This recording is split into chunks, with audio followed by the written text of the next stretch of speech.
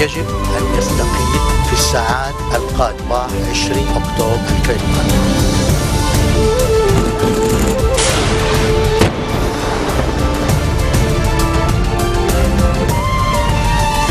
Nouvelle édition de la rédaction, merci d'être au rendez-vous. À la une de l'actualité, le Liban et les Libanais partagent son pain avec les rats. Ceci est inacceptable. Une déclaration du ministre de la Santé Wael Abou-Fahour lors d'une tournée d'inspection des silos à grains au port de Beyrouth. La majorité des habitants d'Ersal possèdent un laissez-passer pour les Jurdes de la ville. C'est l'armée qui l'affirme dans un communiqué au lendemain de violents accrochages entre la troupe et des manifestants. Des débris de l'avion de la compagnie Air Asia, disparu dimanche avec 162 personnes à bord, ont été repérés en mer de Java. Une quarantaine de corps ont été repêchés par les équipes de plongeurs envoyées dans la zone. Répétition, calage des effets de lumière, synchronisation, fignolage des artificiers, la planète se prépare à basculer en 2015. Le ministre de la Santé, Wael Abou-Fahour, ne mâche pas ses mots. Les Libanais partagent leur pain avec les rats. Des comptes doivent être rendus. Ceci est inacceptable. Des propos que le ministre a tenus lors d'une tournée au port de Beyrouth pour une inspection des silos à grains. Il était accompagné des ministres de l'économie, Alain Hakim, et de l'agriculture, Akram Chehayeb. Le 18 décembre dernier, le ministre de la Santé avait dénoncé les conditions sanitaires dans les zones des silos à grains du port.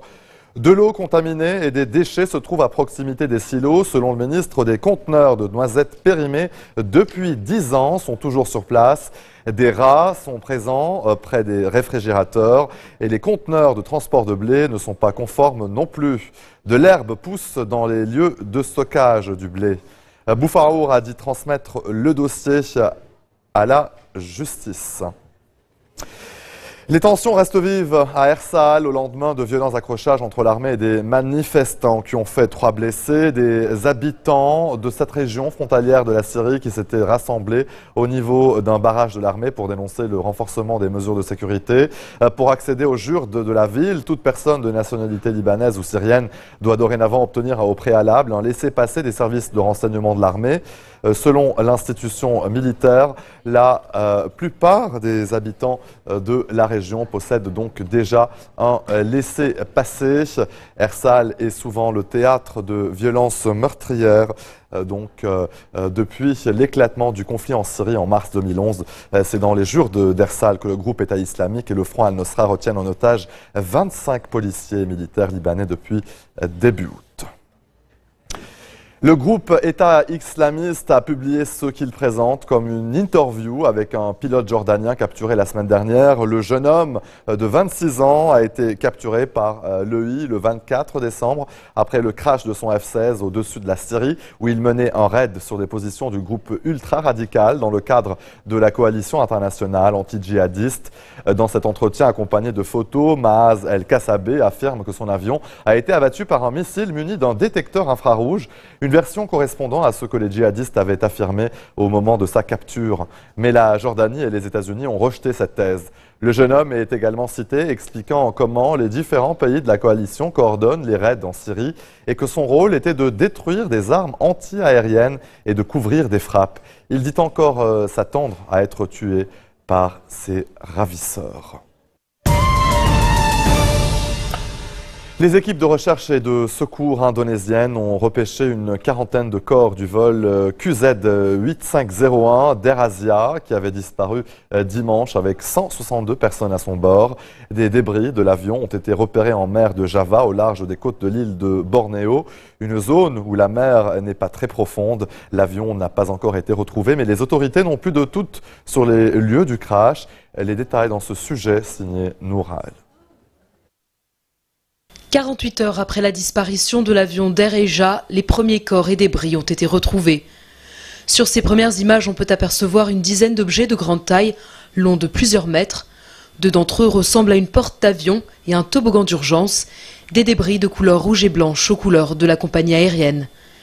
Ils ont été retrouvés en mer de Java, à 10 km de l'endroit où l'appareil est apparu pour la dernière fois sur les radars, au large de l'île de Bornéo. C'est là où se trouve la plus proche piste d'atterrissage et où ont été transportés les débris et la quarantaine de corps repêchés. Pour l'instant, aucune trace de survivants. C'est ce que redoutaient les familles et les proches des 162 disparus. Réunis dans le centre de crise de Surabaya en Indonésie, ils ont appris en premier la nouvelle de la découverte des débris. Plusieurs d'entre eux, évanouis, ont dû être secourus. Une ombre repérée au fond de la mer pourrait être celle de la carlingue de l'Airbus. L'avion n'a pas été encore officiellement retrouvé, mais les autorités n'ont plus de doute. Dans cette zone de recherche, la mer n'est pas très profonde, entre 50 et 100 mètres seulement. Une trentaine de bateaux et une vingtaine d'avions mis à disposition par l'Indonésie, l'Australie, la Malaisie, Singapour et la Corée du Sud sillonnent la zone. Les États-Unis ont envoyé sur zone un navire de guerre, le destroyer USS Samson. La Chine a également affirmé être prête à apporter son aide. Des éléments sur les dernières communications du pilote ont été révélés. Il a demandé de dévier son plan de vol pour éviter de mauvaises conditions météo, ce qui a été approuvé. Plus tard, le pilote a demandé de prendre de l'altitude, mais n'a pas pu obtenir immédiatement la permission car d'autres avions volaient au-dessus. Ce fut la dernière communication. Le contact avec le vol QZ 8501 a été perdu dimanche matin, alors que la zone traversée était très orageuse. Allez, restez des nôtres. Au retour de la pause, la bataille électorale pour les législatives du 25 janvier est lancée en Grèce.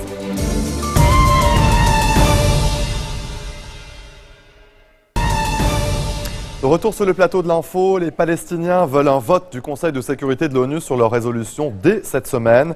Cette résolution, déposée le 17 décembre et amendée hier, demande la conclusion d'un accord de paix avec Israël d'ici un an et un retrait des territoires occupés d'ici fin 2017.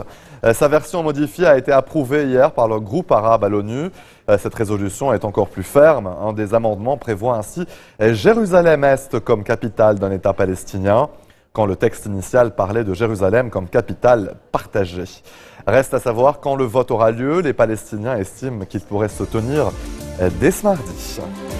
Allez, en bref, dans le reste de l'actualité, le jugement à l'encontre de Alexei Navalny, l'opposant numéro 1 à Vladimir Poutine, a été rendu ce mardi matin. Prévu au départ à la mi-janvier, la justice russe a subitement avancé sa décision. Navalny a été condamné à 3 ans et demi de prison avec sursis. Il est accusé de détournement de fonds au détriment d'une filiale d'Yves Rocher. Son frère Oleg, lui, doit purger une peine de prison ferme. Leurs partisans appellent à se rassembler ce soir dans le centre de Moscou, la capitale.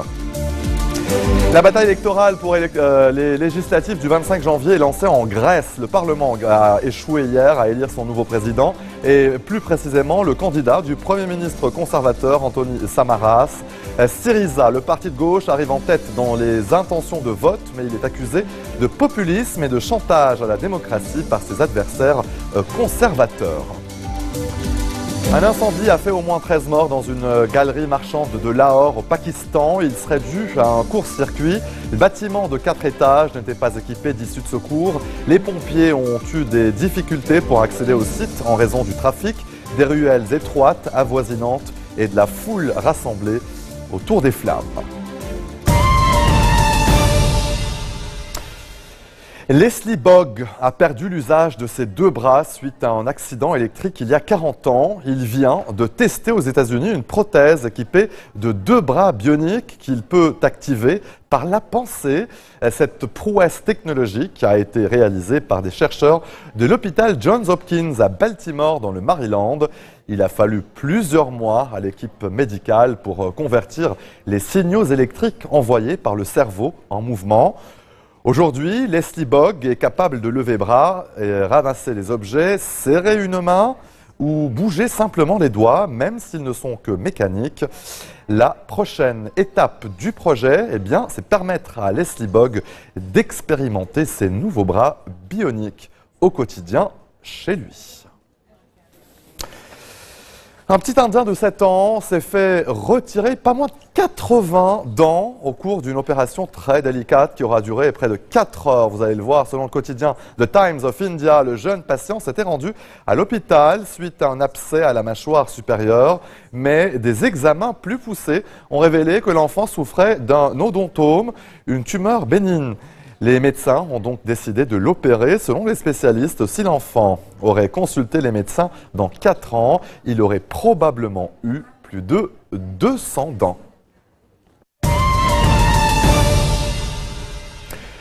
Feu d'artifice de Sydney 2015, répétition, calage des effets de lumière, synchronisation des créations visuelles et sonores, fignolage des artificiers. La baie de Sydney sonne les 12 coups de minuit avant tout le monde. Chaque année, son spectacle pyrotechnique fascine et crée l'événement. Plus d'1,5 million de spectateurs sont attendus demain aux différents ports de Sydney pour admirer le spectacle.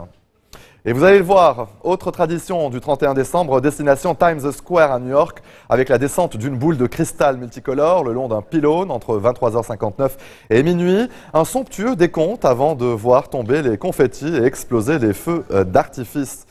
Mais pas de couleur, en revanche, à Rio de Janeiro, du moins pas le soir du Nouvel An. Le blanc est de rigueur, en hommage à Yemanja, la déesse de la mer. 2 millions de personnes, cariocas et touristes sont attendus sur la plage donc de Copacabana demain, où les préparatifs pour la Saint-Sylvestre vont bon train. Et chaque 31 décembre, des milliers de Brésiliens vont célébrer donc demain Yemanja, l'une des divinités les plus emblématiques du pays.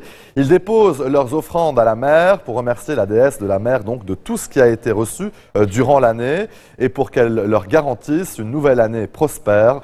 Les offrandes peuvent être jetées à la mer ou déposées dans un panier ou un bateau que l'on pousse vers l'eau. Il s'agit généralement de fleurs, bijoux, miroirs, parfums, bonbons.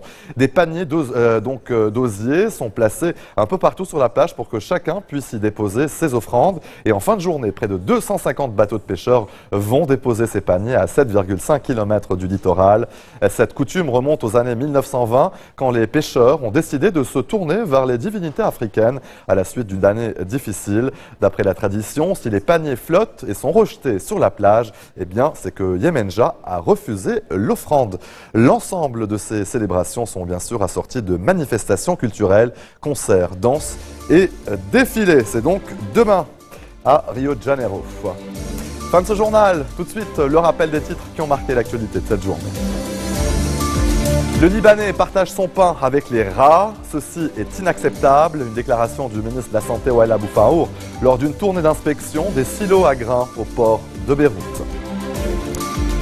La majorité des habitants d'Ersal possèdent un laissez-passer pour les jures de la ville. C'est l'armée qui l'affirme dans un communiqué au lendemain de violents accrochages entre la troupe et des manifestants. Des débris de l'avion de la compagnie Air Asia, disparu dimanche avec 162 passagers, ont été repérés en mer de Java. Une quarantaine de corps ont été repêchés par les équipes de plongeurs envoyées dans la zone. Répétition, calage des effets de lumière, synchronisation, fignolage des artificiers. Eh bien, la planète se prépare à basculer en 2015. Plus que quelques heures donc. C'est la fin de ce journal, donc merci de nous avoir suivis. Retrouvez-nous tous les jours à 16h40 heure de Beyrouth. Vous pouvez également nous suivre en ligne sur notre site web ou en téléchargeant notre application mobile. Excellente soirée à toutes et à tous et à demain.